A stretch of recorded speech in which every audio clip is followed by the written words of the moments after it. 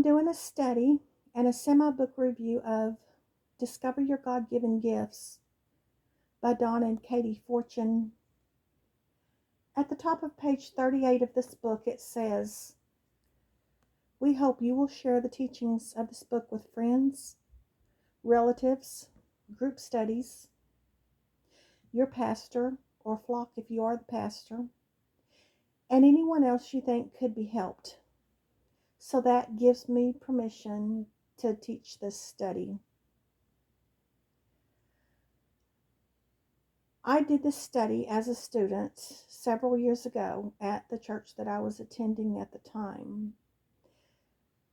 And the study was really life-changing. It let me realize why people are the way they are. It made me appreciate people.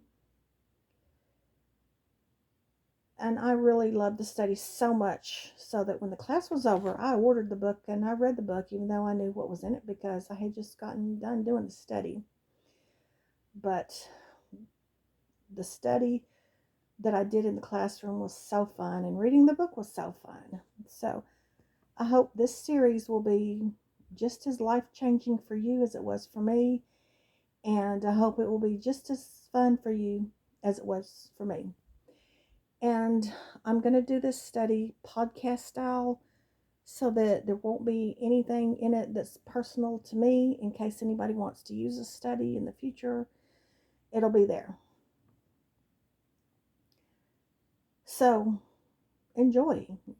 Get a Coke or a coffee or tea, a water, some chips and dip, cupcakes, some pizza, some fruit, cookie, candy, anything, and enjoy.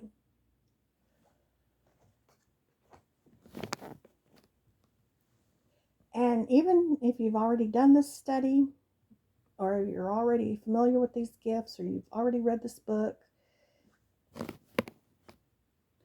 it's okay to listen to this series again because it's, like I said, it's so fun and so life-changing. And this series, by the way, will be a set of 9 videos. It'll be this introductory video. It'll be one video per gift. And then at the end there will be an overview video. This particular study is about the 7 motivational gifts in Romans 12. There are also ministry gifts and manifestation gifts that are mentioned in the Bible. But this book only talks about the motivational gifts, not the ministry gifts and not the manifestation gifts.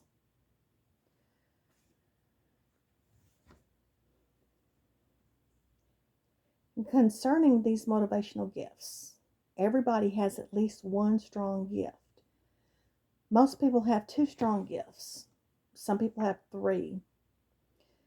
Some people have partial gifts or half gifts and along with their strong gifts. But nobody has all 7 of the gifts. Only Jesus has all 7. So whatever gifts you have, there's no reason to be arrogant about them, and there's no reason to be jealous about anybody else's, because God gave you these gifts. And He can take them away as easily as He gave them to you. And everybody has a gift, and no one gift is any better than any of the others. They are all needed and all important in order for the world to function. And these gifts aren't even for ourselves. They are for the benefit of other people. They aren't to glorify ourselves. They are to glorify God. And the Bible verses to back up the fact that they are the benefit of other people and everybody has a gift is 1 Peter 4:10 and Romans 12:6-8.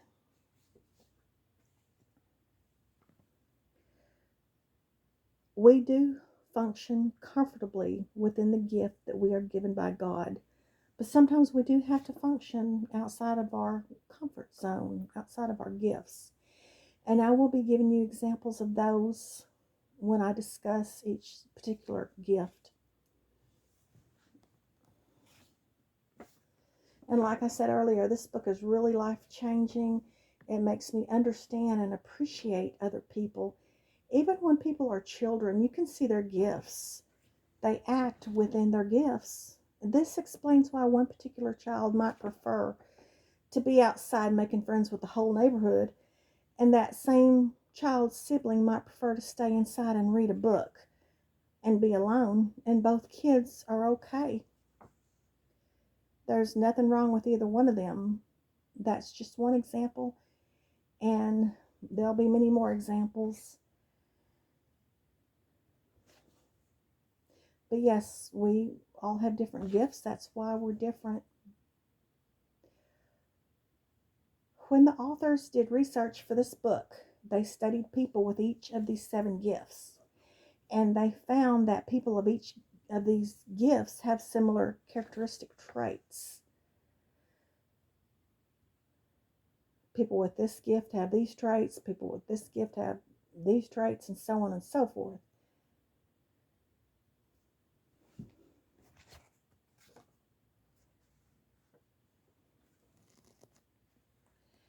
And even though there are tests to determine a person's gift, you can usually tell by their personality what their gift is.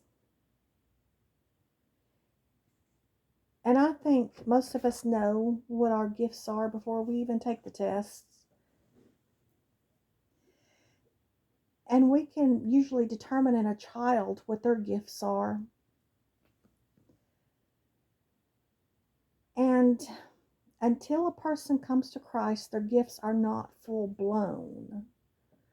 Or they might be using their gifts to their own advantage or for their own glory. But once they come to Christ, that's when their gifts really blow up and they use them to the full advantage for the glory of God. So there are a couple of things I want to mention before I begin this series. And some of these things I've already touched on. Number 1, everybody has at least one strong gift. Some people have 2, some people have 3. Most people have 2. And some people have partial gifts and half gifts. Number 2, sometimes we have to act outside of our comfort zones, outside of our gifts. Number 3, we see a person's gift in their personality, especially if they are a Christian. Number 4, as a child, and even as a baby sometimes, we see people's gifts. Number 5, there are more people with the gifts that are needed more and less people with the gifts that are needed less. For example, in most any work setting, there's about 8 to 12 people under the supervision of one manager. So usually we need about 8 to 10 people with the serving gift to about 1 person with the administration gift.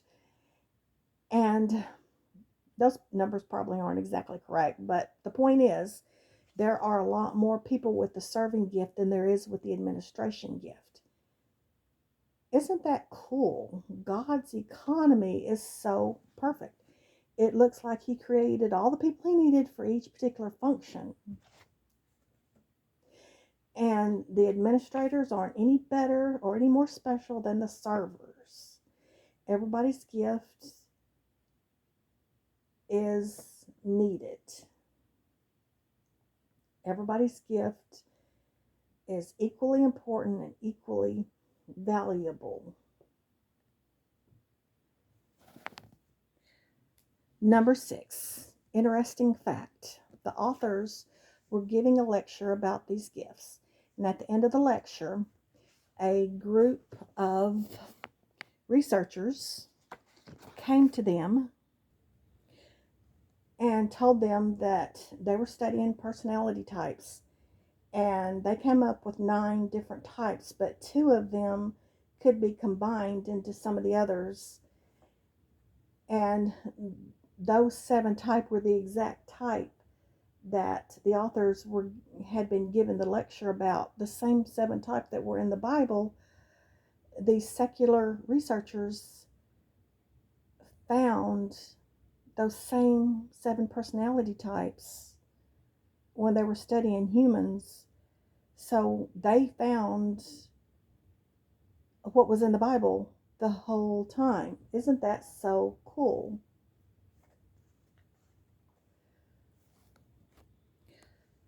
Number 7, we don't always have a job that fits our gift. Sometimes we have to do jobs that are outside of our comfort zone. So just remember that.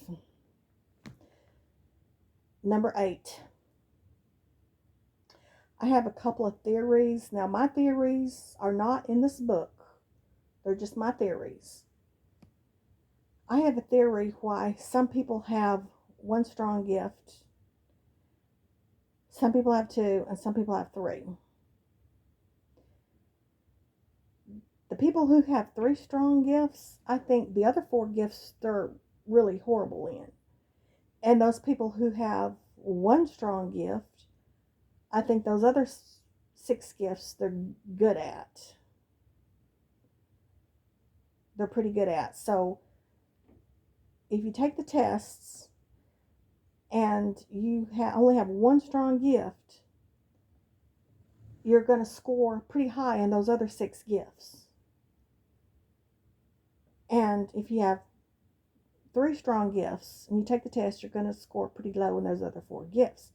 So if you add up all the scores from all 7 tests, I think everybody's going to get approximately the same score, whether they have one strong gift or 3 strong gifts. Because I think God is fair and equal when he was giving out gifts. Now that's just my theory. I could be wrong. It's not in the book. And number 9, I have another theory. And this is not in the book, but my theory is there is a particular gift. In fact, there's 2 particular gifts that I think the person would be more likely to become a minimalist. Now, when I say minimalist, I don't mean the type of person that just throws out all their stuff and is wasteful. I mean the person that's conservative and doesn't buy a lot of stuff. Yeah, there's 2 particular gifts that I think would be more likely to become a minimalist. And one particular gift that is the least likely to become a minimalist. So, I will go ahead and tell you what they are. I think the 2 gifts that I think are the most likely to become a minimalist are the people that have the giver gift and the compassion gift. And when I go over each of these gifts, I will explain why. And the person I think that's least likely to become a minimalist would be the person that's got the server gift. And I will explain why when I do that particular gift study. That's just my theory, and when I explain it, you'll understand.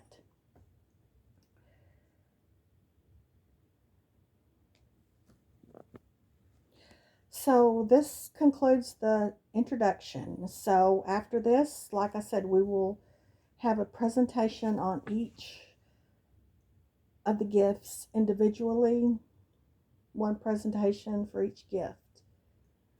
When each gift is discussed, we will usually talk about the person with the full-blown gift as their primary gift.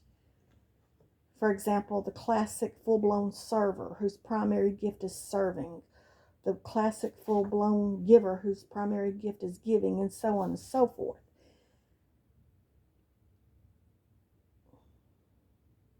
People who have these particular gifts, their characteristics might not be exactly the same because they might have another primary gift that influences it, or they might have a half gift or a partial gift that influences it.